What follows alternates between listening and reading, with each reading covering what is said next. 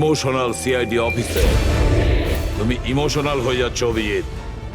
আমি তোমাকে এই কেস থেকে সরিয়ে দিলাম।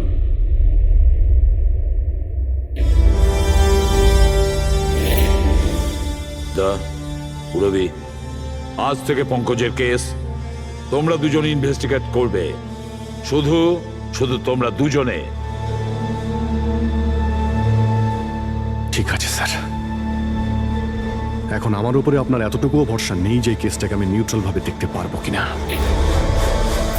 এত বছর ডিউটির পর এরকম মেডেল তো ভাগ্যবানেরাই পায়। Thank you sir.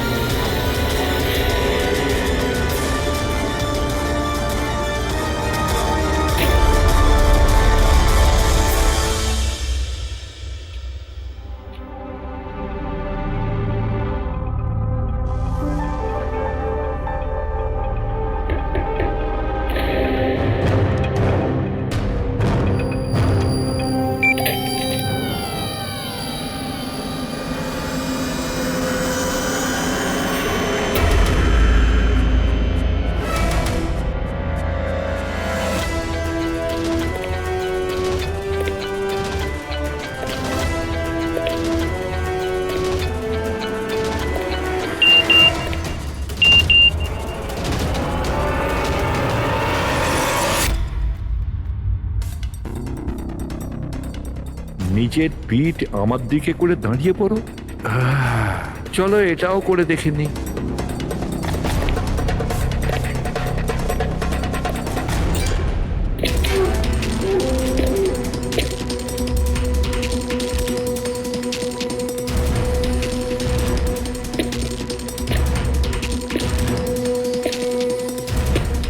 আপনি এসে গেছেন স্যার, আমি আপনার জন্য অপেক্ষা করছিলাম।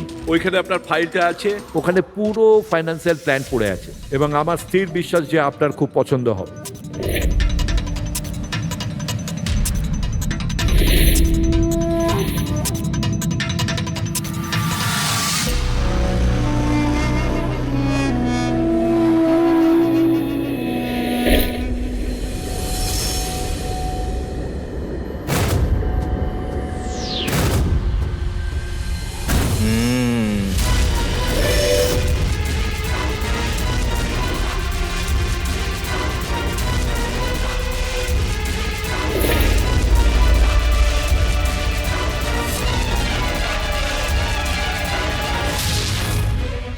আরে এ তো নকল।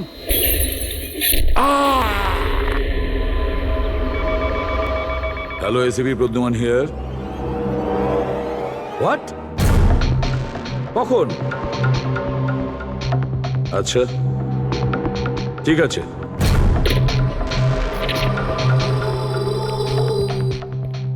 অভিজিৎ, বিক্রম বিজয় খুন হয়েছে। বিক্রম বিজয় মানে ওই কেলেঙ্কারি কেসের? হ্যাঁ হ্যাঁ, ওই বিক্রম বিজয় আজও আইনকে ফাঁকি দিয়ে পালাচ্ছিল, আর আজও খুন হয়েছে ওরই বাড়িতে। একদিন না একদিন তো এটা হওয়ারই কথা ছিল স্যার। এত শত্রুও পুষেছে ঘরের মধ্যে।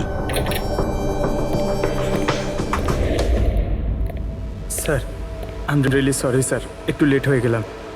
কি ব্যাপার পঙ্কজ, কোথায় ছিলে তুমি? স্যার আসলে বাবার শ্রাদ্ধ ছিল আজ, তাই মন্দিরে গেছিলাম পুজো দিতে। ঠিক আছে। আর এটা হাতে কি হয়েছে? আরে স্যার, আসতে গিয়ে লেগে গেল, তেমন কিছু না, খুব বেশি লাগেনি স্যার। ঠিক আছে, তৈরি হয়ে নাও, একটা মার্ডার কেস এসেছে। আর শোনো,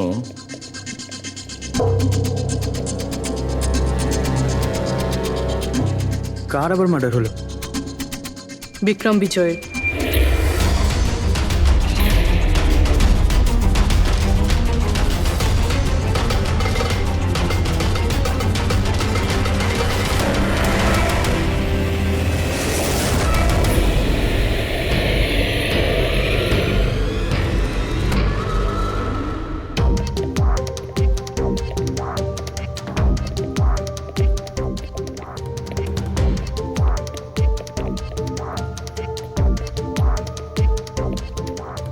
সিআইডি? হ্যাঁ স্যার, আমি গোপাল, বিক্রম স্যারের ম্যানেজার।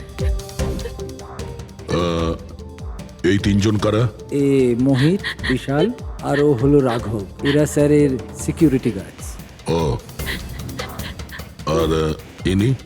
ইনি বিক্রম স্যারের ওয়াইফ মধু ম্যাডাম। আর বাকিরা সব স্টাফ। বডি কোথায়?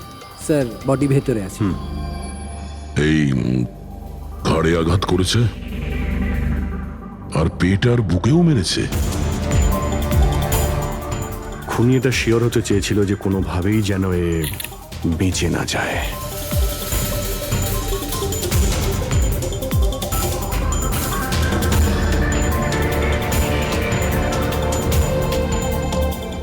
মনে হচ্ছে এটা দিয়ে আঘাত করেছে এর ওপর।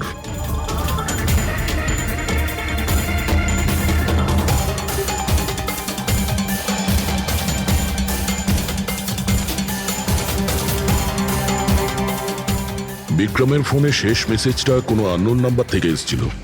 নিজের পিঠ আমার দিকে করে দাঁড়াও। পিঠ আমার দিকে মানে ওই লোকটা কি নিজের মুখ দেখাতে চাইনি নাকি?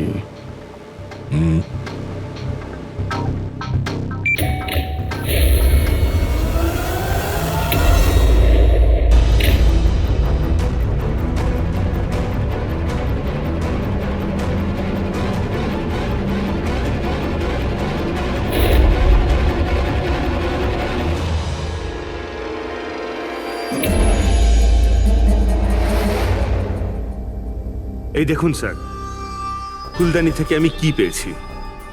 Audio recording device.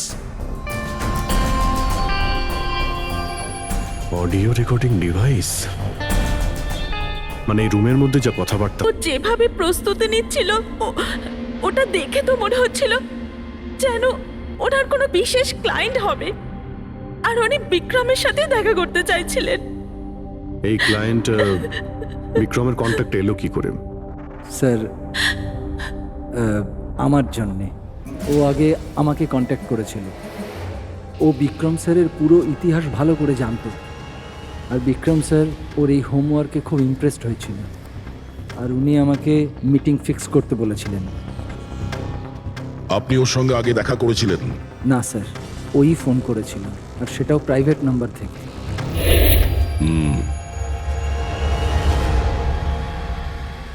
তাহলে আপনারা মিটিং এর আগে সবকিছু দেখে নিয়েছিলেন? হ্যাঁ হ্যাঁ স্যার। ওই রুমটা খুব ভালো করে চেক করে নিয়েছিলেন তো? হ্যাঁ। তাহলে এই অডিওর রেকর্ডিং ডিভাইস এটা রুমের মধ্যে এলো কি করে? স্যার এটা কোথায় ছিল? ফ্লাওয়ার পটের মধ্যে। ফ্লাওয়ার পটে?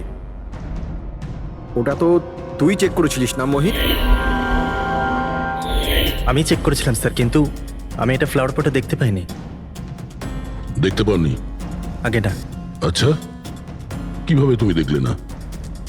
ব্যুরো চলো, ওখানে সবাই খুব ভালোভাবে দেখতে পায়।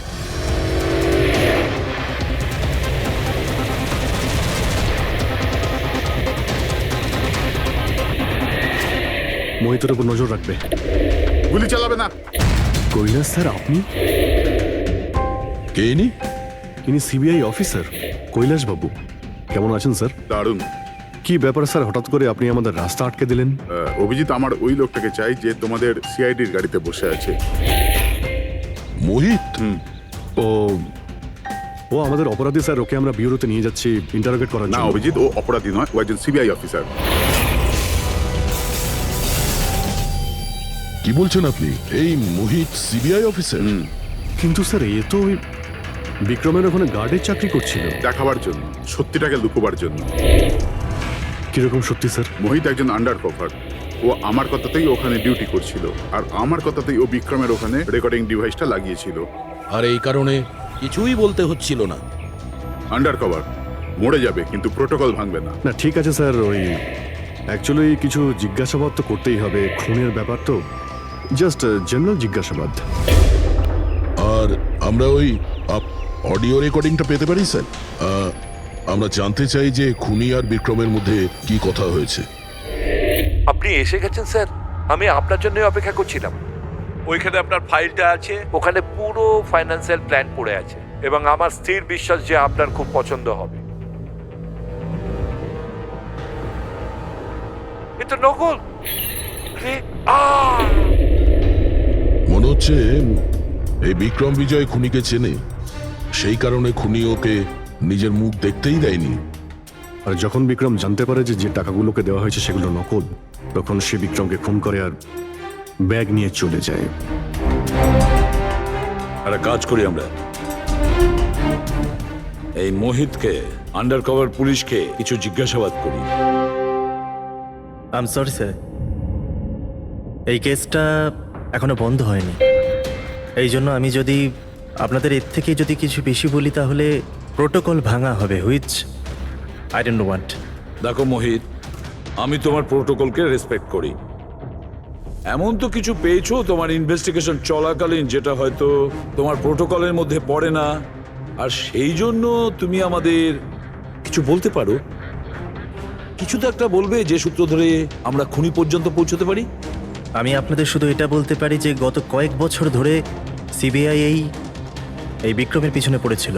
আজ থেকে 15 বছর আগে, সাল 2002-তে সিবিআই এক আন্ডারকভার অফিসারকেও বিক্রমের পিছনে লাগিয়েছিল কিছু বিশেষ প্রমাণ জোগাড় করতে, কিন্তু কিছু পাওয়া যায়নি। আর আনফর্চুনেটলি আমাদের এই অফিসার মারা যান। এক মিনিট, নাম কি ছিল এই অফিসারের? ইন্সপেক্টর অধিরাজ।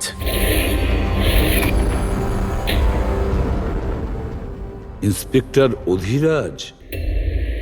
এই বোতলে যে রক্তটা আছে, এই রক্তে বিক্রমের ডিএনএ ছাড়াও অন্য কারো ডিএনএ আছে।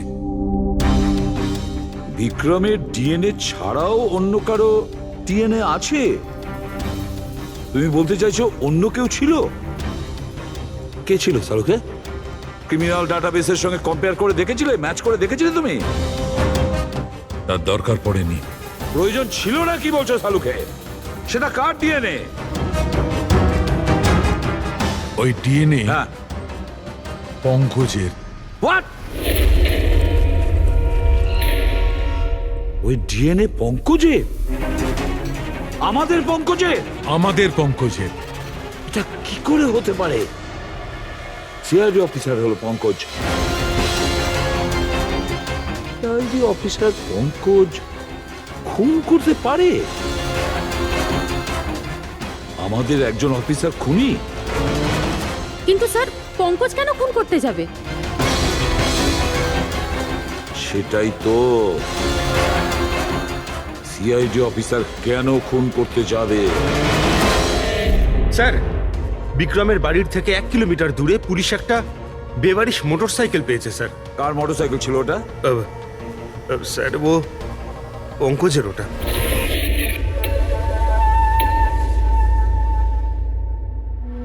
ভাবছিলাম তাই। তার মানে পঙ্কজের বাইকটা পাওয়া গেল ওখানে, আর আপনাদের কারুর অবাক লাগলো না? ফ্রেডি, বিক্রম বিজয় যে মারা গেছে আজ 15 বছর আগে, অধিরাজ বাবু পঙ্কজের বাবা একটা আন্ডার কভার কপ বডিগার্ড সেজে বিক্রম বিজয়ের বিরুদ্ধে প্রমাণ জোগাড় করছিল, আর সেই কারণে ও মারাও গেছে। তার মানে স্যার, পঙ্কজ এটা ভাবে যে পঙ্কজের বাবার মৃত্যুর পিছনে এই বিক্রম বিজয়ের হাত রয়েছে, আর এই জন্য ওর বাবার মৃত্যুর প্রতিশোধ নেবার জন্য।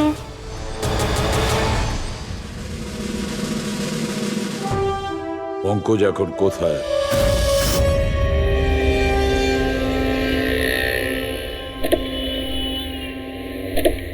আরে স্যার, আপনারা?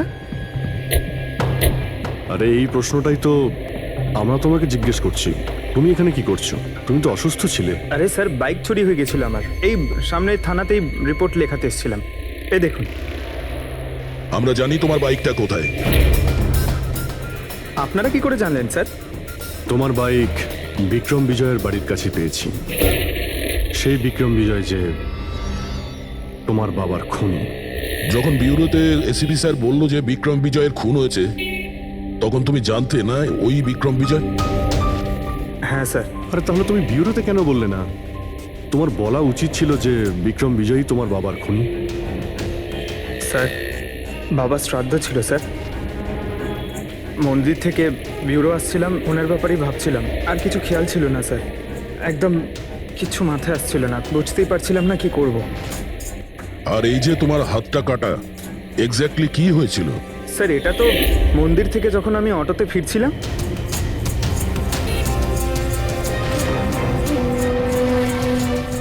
কি হলো স্যার? তাহলে একজন অচেনা লোক আঘাত করে চলে গেল, হ্যাঁ? এমনি অকারণে? স্যার আমি জানি বিশ্বাস করাটা একটু কঠিন, কিন্তু এটাই সত্যি। আচ্ছা পঙ্কজ, তুমি সবসময় তো বাইকে করে বিউরোতে আসতে, হঠাৎ তুমি অটো করে কেন এলে? হঠাৎ করে না স্যার, আমার বাইক তো দুদিন ধরে খারাপ হয়ে রয়েছে। তাহলে তোমার খারাপ হয়ে যাওয়া বাইকটাকেও নিয়ে গেল, সে ওটাকে রিপেয়ার করলো, আর ঠিক হয়ে যাওয়ার পর ওটাকে একটা ফাঁকা জায়গায় ফেলে দিয়ে এলো, তাও কাকতালীয় ভাবে এমন একজনের বাড়িতে ফেলে দিয়ে এলো যার আজই খুন হয়েছে, আর যে তোমার বাবার খুনিও। স্যার আপনারা আমাকে সন্দেহ করছেন? আপনাদের মনে হচ্ছে ওই বিক্রম বিজয়কে আমি মেরেছি?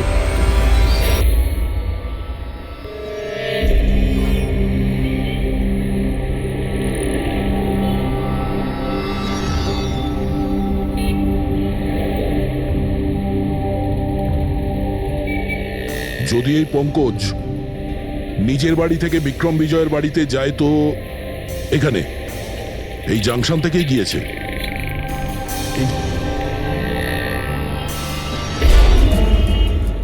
স্যার সিগন্যালে সিসিটিভি ক্যামেরা রয়েছে। এই সিসিটিভি ক্যামেরার ফুটেজ থেকেই আমরা জানতে পারবো যে পঙ্কজ ওই বাইকে করে এখান থেকে গিয়েছিল নাকি ওটা অন্য কেউ ছিল।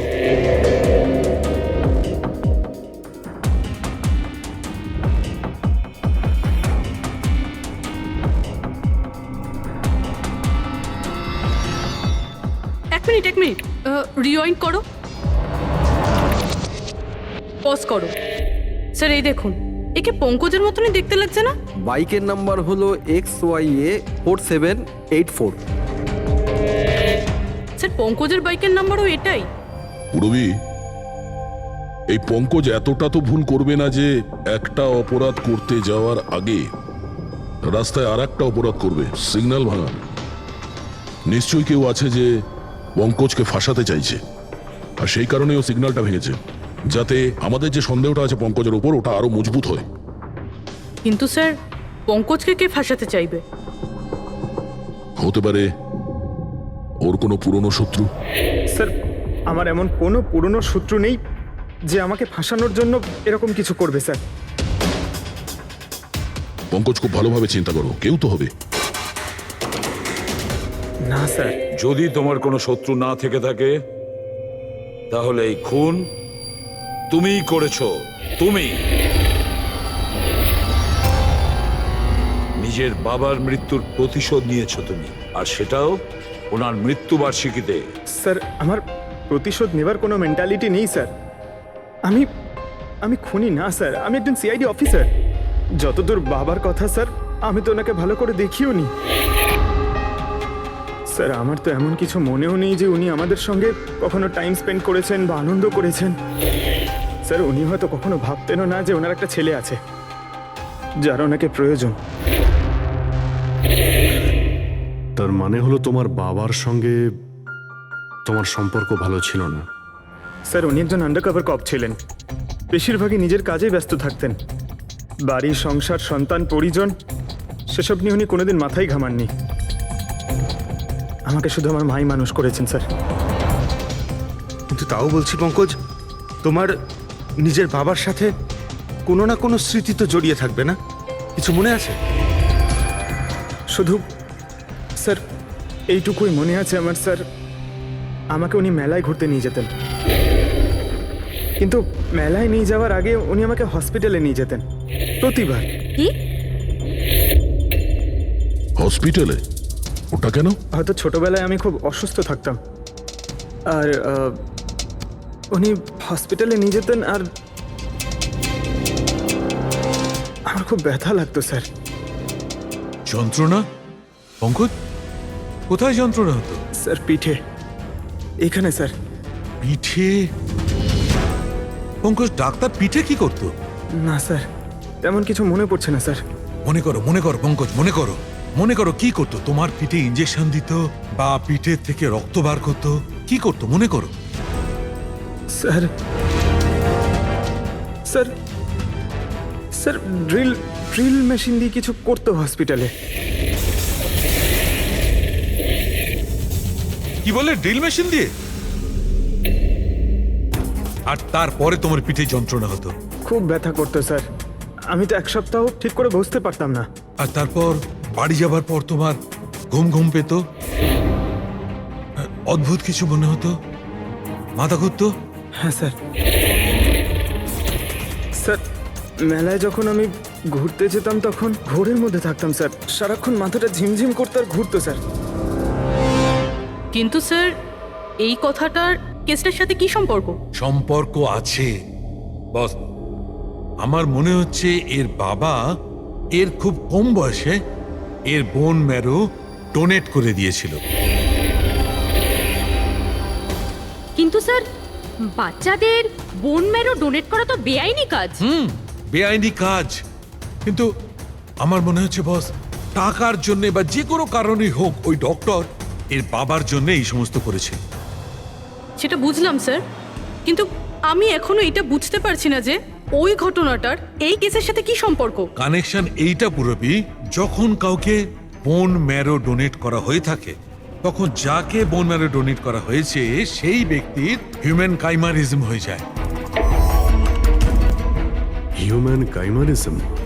এটা এটা কি ডক্টর সালুখে? মনে করো যে যে লোকটাকে বোন ম্যারো ডোনেট করা হয়েছে সেই ব্যক্তিটির শরীরে দুটো ডিএনএ তৈরি হয়ে যায়।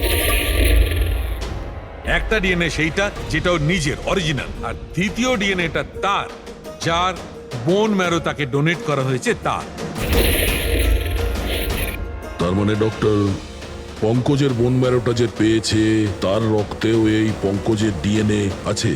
এক্স্যাক্টলি দয়া বস, আমার মনে হচ্ছে সেই ব্যক্তিটা একটা বিশেষ লোক যার জন্য পঙ্কজের বাবা এই কাজ করেছিলেন। এমন কোন বিশেষ লোক যে পঙ্কজের বাবা ইন্সপেক্টর অধিরাজের খুব কাছের মানুষ ছিলেন, আর তার মৃত্যুর প্রতিশোধ নিতে গিয়ে ও একটা খুন করে বসে। কিন্তু কে?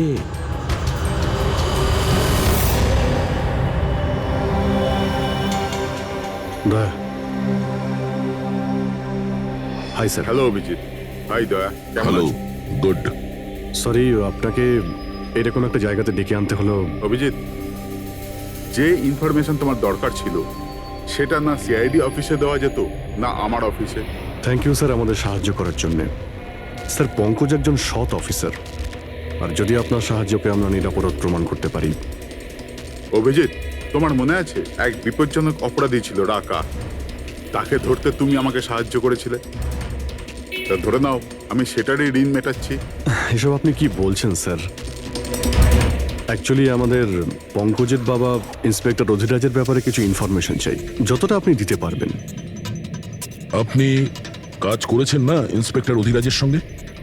হ্যাঁ দয়া, অধিরাজ খুবই সৎ ইন্সপেক্টর ছিল আর সাহসীও। আমার তো এটা বলতে গর্ব হয় যে আমরা একসাথে কাজ করেছি। স্যার অ্যাকচুয়ালি আমরা এটাই জানতে চাই যে ওনার আন্ডার কভার মিশনের সময় ওনার সঙ্গে কারো কি কোনো গভীর সম্পর্ক হয়েছিল? আই মিন কোনো নতুন পরিবার, সেরকম কিছু? অভিজিৎ, এই যে আন্ডার কভারদের যে দুরকম জীবন হয়, খুব কঠিন হয় সেটা সামলানো। এই পুলিশেরাও তো মানুষ হয় নাকি, আর তাদেরকেও সেই সীমাটা পেরিয়ে যেতে নেই যেটা ও পেরিয়ে গিয়েছিল। মানে ওনারও কারোর সঙ্গে ভালোবাসা হয়েছিল? ওনারও কোনো অন্য পরিবার ছিল? হ্যাঁ, অধিরাজের দ্বিতীয় স্ত্রী বাচ্চা জন্ম দিতে গিয়ে মারা গিয়েছিল। ও, আর অধিরাজ বাবুর মৃত্যুর পর এই দ্বিতীয় বাচ্চাটার কি হয়েছে? এই রহস্য সবসময় রহস্যই রয়ে গেছে। অধিরাজ ওই দ্বিতীয় বাচ্চাটাকে কোথায় রেখেছে, কিভাবে বড় করেছে, আর ওই বাচ্চাটা কোথায় গেল কেউ কিছু জানে না। আর এই যে বাচ্চাটা, মানে দ্বিতীয় বিয়ের বাচ্চাটা, কত বয়স ওর? এই পঙ্কজের থেকে 2-3 বছর বড় হবে। বিয়ে পঙ্কজের মায়ের সাথে আগে হয়েছিল, কিন্তু বাচ্চা দ্বিতীয় স্ত্রীর আগে হয়েছিল। হয়তো ওনার কোনো রোগ ছিল যার কারণে অধিরাজবাবু পঙ্কজের বোন ম্যারো ওকে দিয়েছিলেন। নিজের বাবার মৃত্যুর প্রতিশোধ নিতে হতে পারে খুনটা পঙ্কজের সৎ ভাইই করেছে। আর এখন প্রশ্ন এটাই যে পঙ্কজের এই সৎ ভাই কে সে, আর এখন কোথায়? আমার কিছু কিছু আইডিয়া হচ্ছে যে ওর সঙ্গে ঠিক কি হতে পারে। দেখুন স্যার, আমাদের আরো একটা সাহায্যের খুব প্রয়োজন। এই আন্ডার কভার মিশনের সময় আপনাদের সঙ্গে আর কারা কারা ছিলেন তার সবার ইনফরমেশন চাই। আর অধিরাজ বাবুর ডিটেলস। অভিজিৎ, এটা একটু মুশকিল হবে। জানি স্যার, এটা খুবই কঠিন, কিন্তু কাউকে নির্দোষ প্রমাণ করতে হবে। আপনি আমাদের উপরে বিশ্বাস রাখতে পারেন, সমস্ত ইনফরমেশন আমাদের কাছেই থাকবে। ভাই কতক্ষণ আর অপেক্ষা করতে হবে? এই লোক সময় আসে না কেন?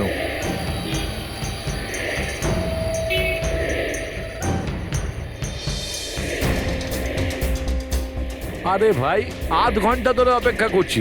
আজই আমার পুরো টাকা চাই। আজই আমাকে এই শহর ছেড়ে দিতে হবে। তোর হিসাব তো আমি আজ এখনই এই মুহূর্তে করব।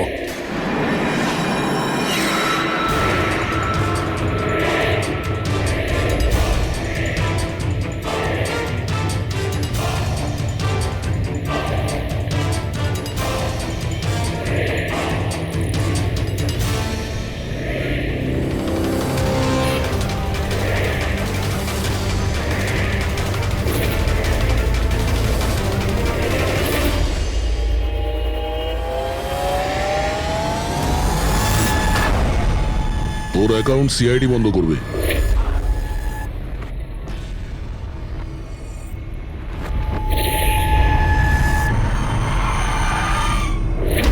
বাবার ধার মেটানো প্রত্যেক সন্তানের কর্তব্য, আর যে ছেলে এটা করে তাকেই ভালো ছেলে বলা হয়, আর সেটা হলাম আমি। তুমি তো কিছু করনি, আমি নিয়েছি আমার বাবার মৃত্যুর বদলা। দেখো মোহিত, তোমাদের বাবা ইন্সপেক্টর অধিরাজ একজন সৎ, একজন কর্তব্যপরায়ণ পুলিশ অফিসার ছিলেন। কি ভাবছিলে তুমি তোমার মতন একজন অপরাধীর বাবা হয়ে গর্ব করতেন, নাকি পঙ্কজের মতন একজন সৎ সিআইডি অফিসারের ওপর? তার সত্যি কথা বলতে তো বাবার সব সময়ই এই পঙ্কজের উপর গর্ব ছিল, আর ভালোবাসতো একেই বেশি। আমাকে তো উনি অনাথ আশ্রমে দিয়ে দিয়েছিলেন স্যার, যাতে ওনার দ্বিতীয় পরিবারের ওপর কোনো আঁচ না আসে। তুমি যখন এই কথাটা জানতে আমাদের কাছে এলে না কেন? আমি তো তোমার ভাই, একসঙ্গে ধরতাম বিক্রমকে, তাও আইনের পথে। চাই না আমার তোমার সাহায্য। আমাদের বাবার হত্যাকারীকে কিভাবে ধরতে হবে, কিভাবে ওর উপর প্রতিশোধ নিতে হবে, এর প্ল্যানিং আমি আগে থেকে করে রেখেছিলাম, অনেক দিন থেকে। আর এটাই হলো কারণ আমার সিবিআই অফিসার হওয়ার। আর ঠিক আমার বাবার মতোই একটা আন্ডার কভার মিশনে গেছিলাম ওই বিক্রমের বিরুদ্ধে, কিন্তু এইবার তাকে সাজা দেওয়ার জন্য নয় স্যার,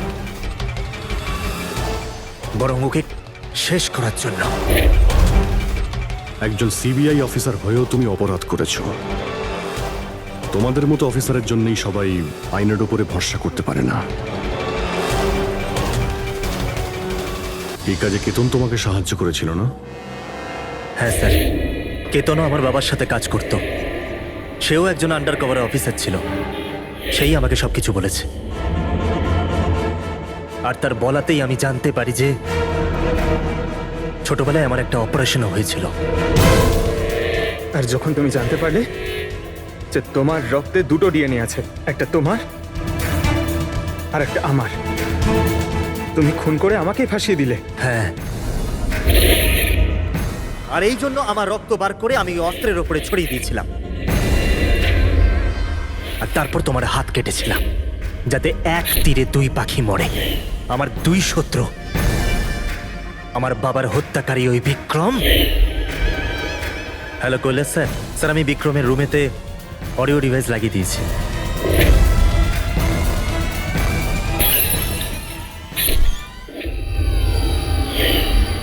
আর তুমি আমাকে এত ঘৃণা করার কারণ কি ভাই? কেন করবো না বলো তো? আজ পর্যন্ত সবকিছু তুমি পেয়েছো, আমাদের বাবার নাম, ওনার ভালোবাসা, ওনার সম্মান, সবকিছু। আর দুঃখের বিষয় তো এটা যে এত কিছু পাওয়ার পরেও তোমার এতটুকু হুঁশ ছিল না যে আমাদের বাবার হত্যাকারী কে। স্যার, আজকে যদি আমি না হতাম তাহলে আমাদের বাবার হত্যাকারী আজও বেঁচে থাকতো এবং ঘুরে বেড়াতো।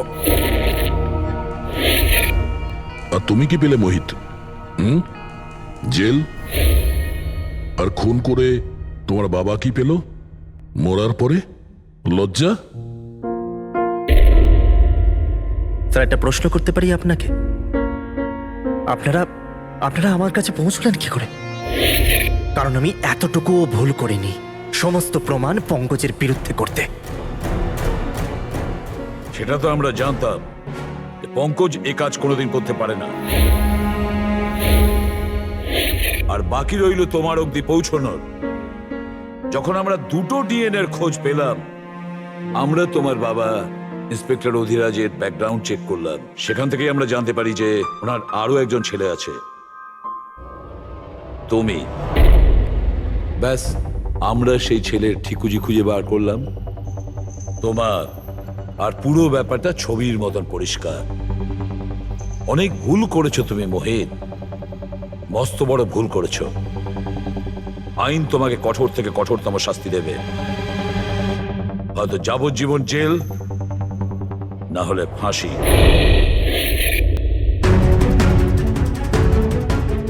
ফ্রেডরিক,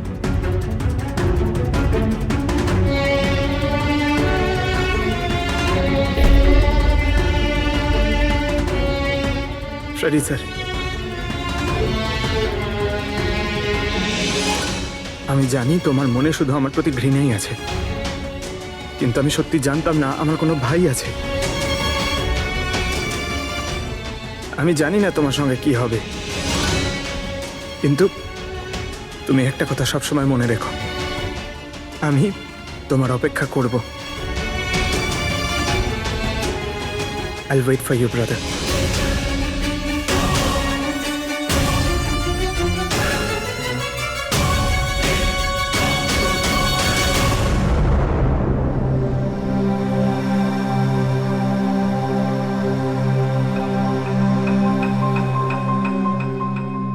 পঙ্কজ, দেখো, তোমার যে ভালো দিকটা আছে না, সেটা কিন্তু বাঁচিয়ে রাখবে খুব ভালো করে। Welcome back to CID. Thank you sir. Sir, I am sorry sir, আপনি ঠিকই বলছিলেন। ইমোশনাল হয়ে আমি স্যার একটু বেশি বলে ফেলেছি। I am sorry. দেখো অভিজিৎ, তোমরা সবাই আমার কাছে শুধু সিআইডি অফিসার নও, তোমরা আমার গর্ব, আমার আত্মবিশ্বাস, তোমরা আমার শক্তি। তোমরা আর এসিবি প্রদ্যুমান আজ পর্যন্ত নিজের শক্তিকে সন্দেহ করেনি, না কোনোদিন করবে। সময় তো সব সময়ই মানুষের পরীক্ষা নেয়, কিন্তু কর্তব্যের পথে চলার সময় যদি নিজের সন্তানের ওপরেও গুলি চালাতে হয়, আমাদের হাত যেন না কাঁপে।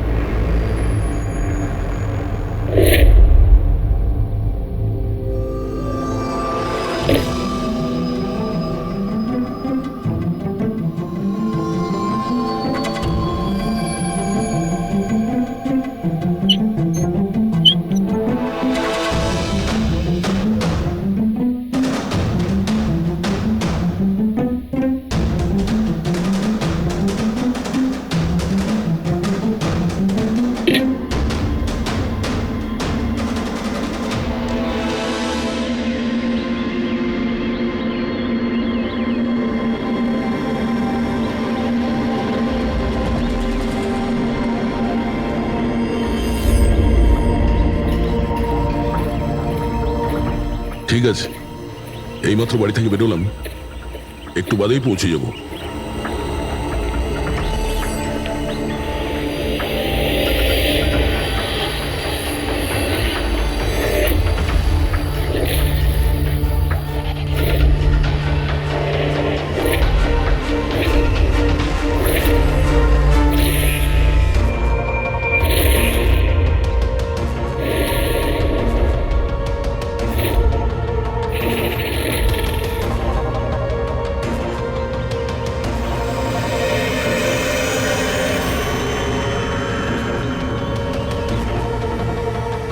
সঞ্জনা প্রকাশকে কেউ মেরেছে? শোলাতে লুকিয়েছে। আমাদের তিনজনেরই বাড়িতে একই মেসেজ। বুঝতে পারছি না কেউ মজা করেছে নাকি সত্যি সাহায্য চেয়েছে। না ভাই, মজা তো মনে হচ্ছে না। মজা করে কেউ এত রিস্ক কেন নিতে যাবেন? স্যার, আমার তো মনে হচ্ছে কেউ আমাদের কাছে কোনো সাহায্য চাইছে। হ্যাঁ, এটা হতে পারে। না হলে সাহস কে করবে আমাদের তিনজনের বাড়িতে ঢুকে এই সমস্ত লেখার, তাও আবার রাতে? স্যার, এই মেসেজ দেখে একটা ঘটনা তো পরিষ্কার, যে কেউ এই সঞ্জনা প্রকাশকে খুন করেছে। কিন্তু এই শোলার কি ঘটনা? শহরে জানি না এই নামে কতজন মহিলা আছেন, জানি না ও কার কথা বলছিল। এ কে? দয়া, এটা কিসের চিহ্ন? এ তো টায়ারের দাগ মনে হচ্ছে। এটা তো আগে ছিল না। বাইকের তো হবে না মনে হচ্ছে। হ্যাঁ, বাইক না হলে সাইকেল হতে পারে। আজকাল সাইকেলের টায়ার অনেকটা চওড়া হয়। আচ্ছা, এটা নয় তো যে ভেতরে যে মেসেজটা লিখেছে দেওয়ালে, তারই এটা? কেউ সাইকেলে করে আমাদের বাড়িতে ঢোকে আর মেসেজ লিখে চলে যায়। খোঁজ নিয়ে দেখো এই সাইকেল চালক কে।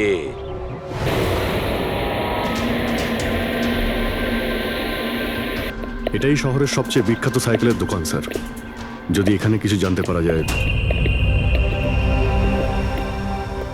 আসুন স্যার, কি চাই? কিছু ইনফরমেশন চাই। সিআইডি এখানে? কি হয়েছে স্যার?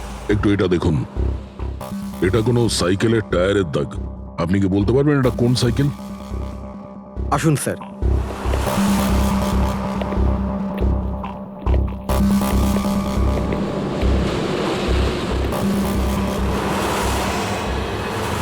এই হলো ওই সাইকেল, JBRX 100।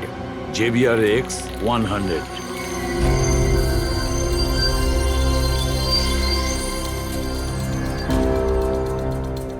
এই দেখুন স্যার, আমি তো প্রথমেই চিনতে পেরেছিলাম।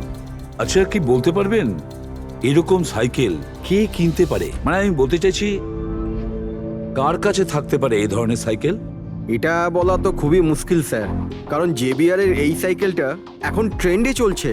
প্রত্যেক সপ্তাহে কমপক্ষে 50টা পিস আমার তো প্রত্যেক দোকানের ব্রাঞ্চ থেকে বিক্রি হয়। আচ্ছা, শহরে অগন্তি পিসেস আছে, তাদের মধ্যে এই সাইকেলের মালিককে খোঁজা কি করে সম্ভব হবে স্যার? খুবই হাইটেক সাইকেল। 21টা গিয়ার না? হ্যাঁ। শক অবজারভার, লেটেস্ট ডিজাইন।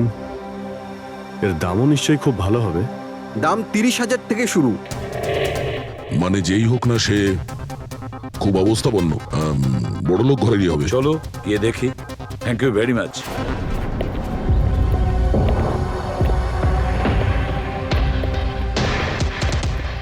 এখানে তো সেরকম কিছু স্পেশাল ইনফরমেশন তো পেলাম না। মনে হচ্ছে আমাদের ইনভেস্টিগেশনটা অন্য পদ্ধতিতে করতে হবে। সঞ্জনা আর শোলা।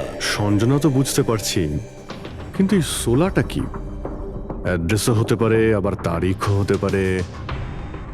বুঝে উঠতে পারছি না আসলে কি এই পুরো চক্রান্তটা